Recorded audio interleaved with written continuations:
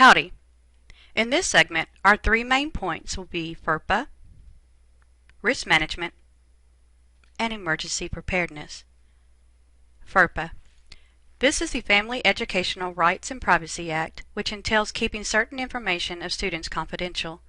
One of the most important things we in Disability Services need to keep confidential is the name of students that are registered with our department and any identifying information that would link them to being registered with our department.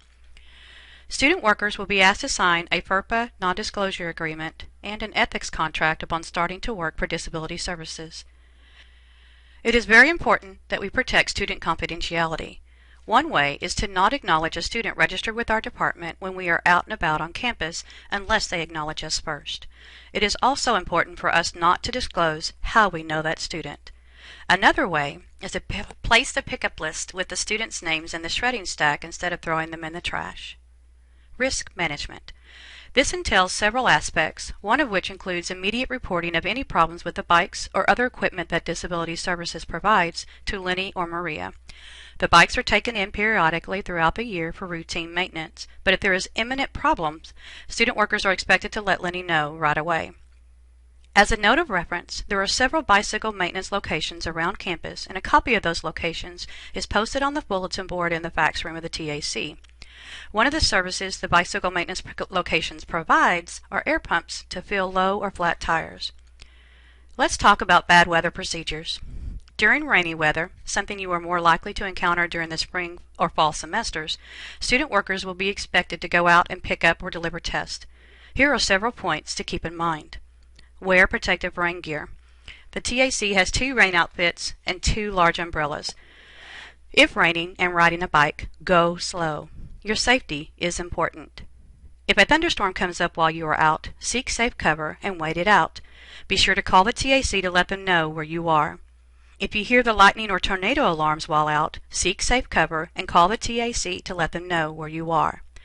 Disability Services also has alternative means of picking up and returning exams. Disability Services staff members can drive student workers to drop off or pick up locations. Exams can be faxed or emailed. Or student workers can wait until inclement weather clears up and then start returning. During the summer semesters, there is the potential for conditions related to heat stress, such as heat exhaustion, which is the body's response to insufficient water and salt.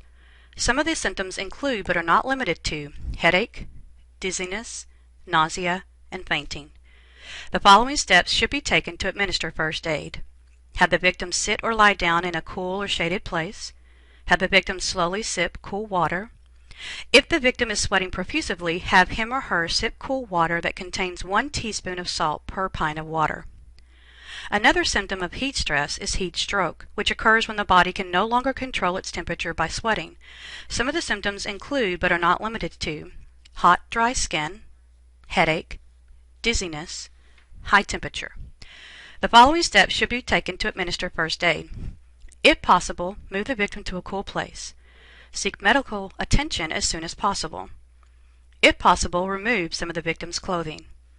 If conscious, place him or her in a half-sitting position and support the head and shoulders. If unconscious, place him or her on the side with head facing sideways.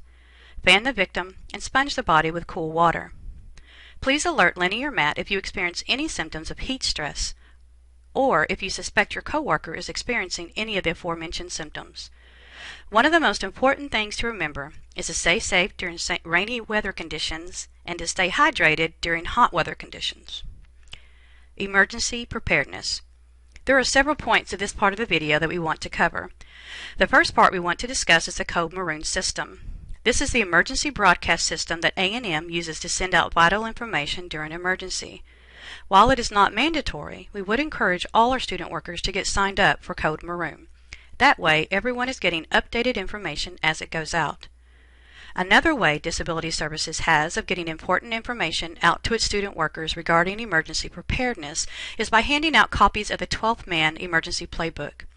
This book has a wealth of information of what to do in emergencies, such as active shooter on campus, medical emergencies, etc.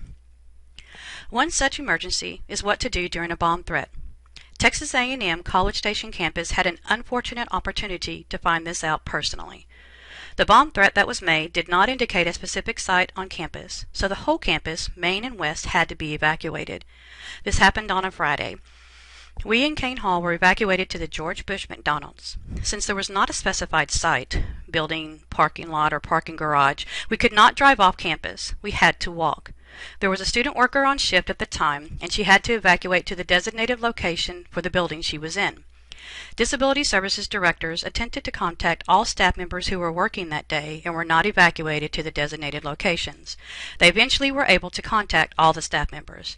The student worker had exams that she had been in the process of returning or picking up, and one of our directors ended up meeting with her to receive the exams and keep them over the weekend. The bicycle the student was riding belonged to Disability Services and was locked up outside a particular building on campus to be picked up on Monday morning. Disability Services staff remained at the designated locations until the all clear was given. It was key that the student workers remained in communication with the TAC staff and followed Code Maroon evacuation instructions. It is good to know what to do during emergencies, and we have procedures in place to better prepare us, as in the case of a fire drill. The testing coordinator or staff member administering exams at that time will enter the testing room and notify students of the fire drill or alarm. The testing coordinator will then have the students come out of the testing room and hand over their exams to be placed in their envelopes. The testing coordinator will take the exams, gather the students and the student workers, and proceed out the front door of the Testing Administration Center. The testing coordinator, the students, and the student assistants will proceed out the front door of the Kane Hall and walk to the honor entrance of the MSC, which is a designated meeting place. Once the all clear has been given, the testing coordinator, the students, and the student workers will proceed back to the testing center. The testing coordinator will hand back the exams to the appropriate students, and the students will be allowed to finish taking their exams. Student workers will work the remainder of their shift as usual. This concludes the Safety and Risk Management segment of the Disability Services TAC Student Worker Training video. Next will be the Office Atmosphere and Philosophy segment.